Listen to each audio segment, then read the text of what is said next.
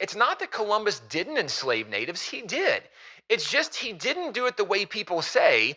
And when you leave out the rest of the story, like who did Columbus enslave? Oh, he enslaved the men that he had just defeated in war after those natives had killed and eaten men he left behind on that island.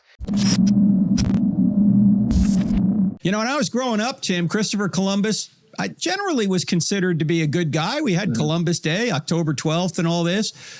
But Christopher Columbus has been given a bad rap. What do people say about Christopher Columbus? What's true about it and what isn't? Yeah, I mean, really, Frank, starting in the 1980s, when Howard Zinn did his book, The History of the American People, Howard Zinn was an academic who took a very Marxist approach and said, basically, everything you think you know about America is wrong because all of the people that we've celebrated for hundreds and hundreds of years actually weren't good.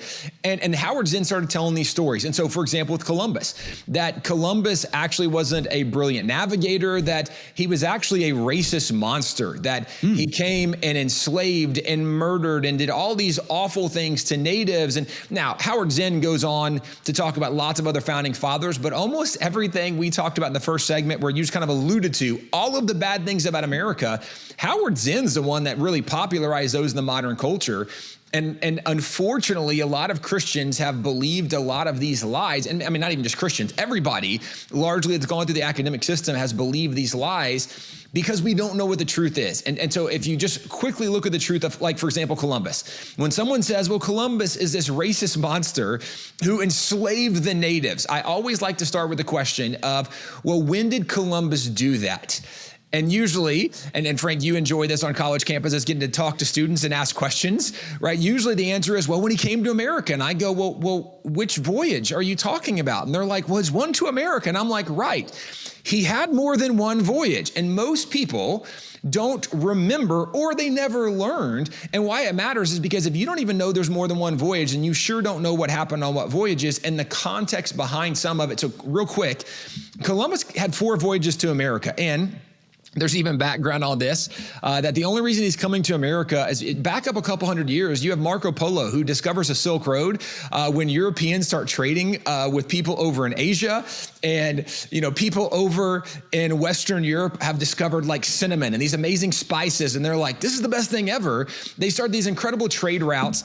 And at that point, you have the Ottoman Turks that get involved in the scene. And they go, there's these trade wagons that are coming across land right in front of us. It's basically like a grocery store delivering to our backyard. Let's just go raid and take all of these loaded caravans of wagons. And so the Ottomans begin attacking the trade on the Silk Road.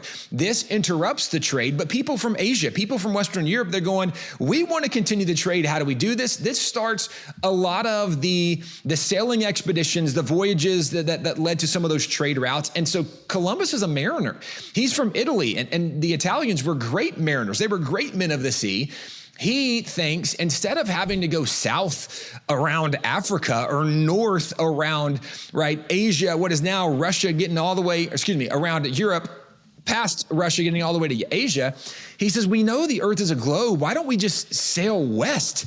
And we'll come up to Asia. Now, this matters a lot for context because as Columbus finally gets approval for a voyage from the King and Queen of Spain, they give him what they say was enough to fund a meager expedition of 3 ships because it was really an exploring party just to see, is this real? Can you really go west and reach Asia? Well, he was trying to set up a new trade route or a faster trade route. So when he discovers these small islands off the coast of North America, he was looking to set up trade, and he actually writes back to the king and queen and says he's met this tribe and they're amazing people. Part of the letter he says, or the journal that he gave back to them or returned into him, that was his report to them.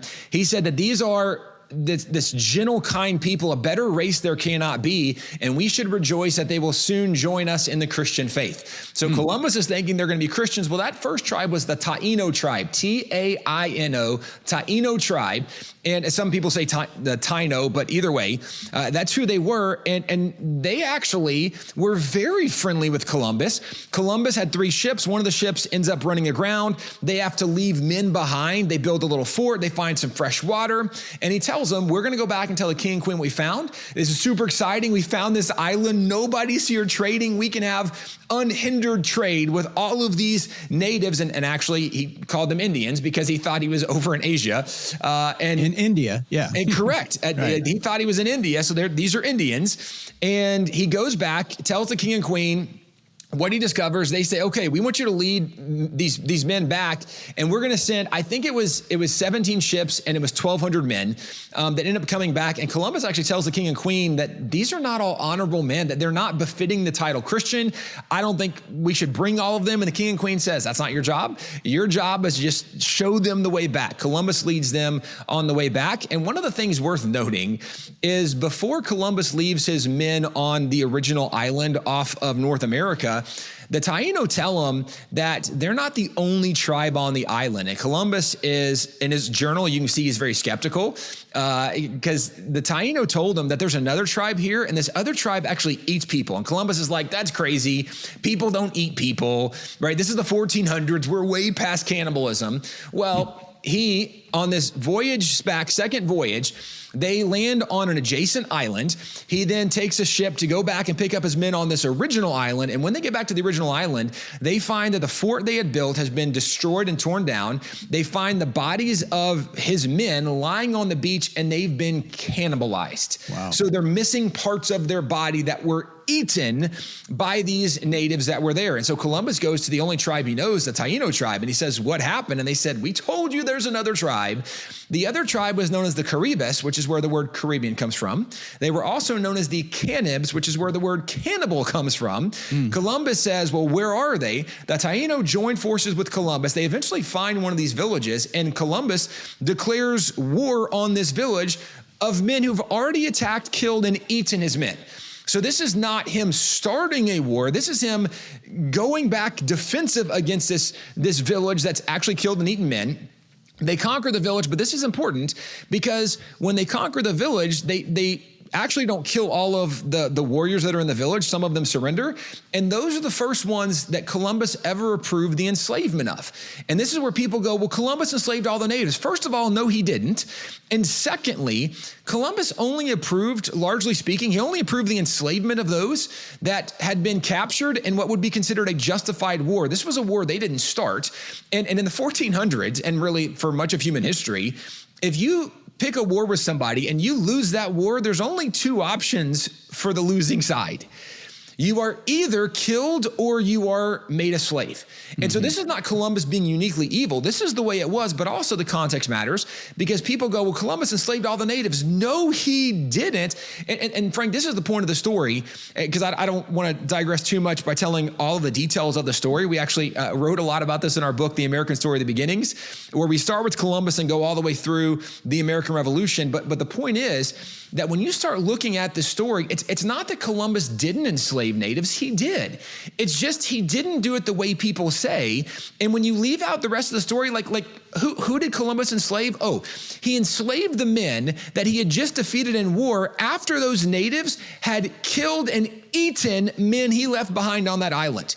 So there's a totally different context to that story. So today when people look back at Columbus, it's not that Columbus didn't do things that we might morally look at and go, well, that probably wasn't right. And as you already mentioned, everybody's a sinner in need of a savior. We've all sinned. There's none righteous. No, not one is what the Bible tells us. It's just that Columbus isn't guilty of what he's accused of today.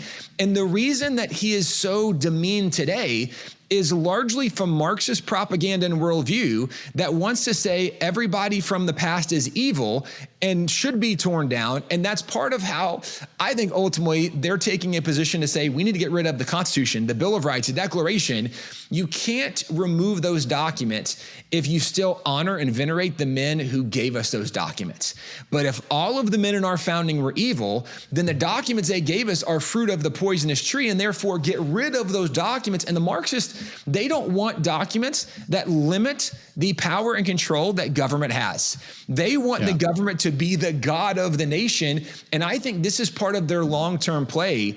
They don't want to tell an honest story of history. They want to be dishonest for their own propaganda agenda narrative.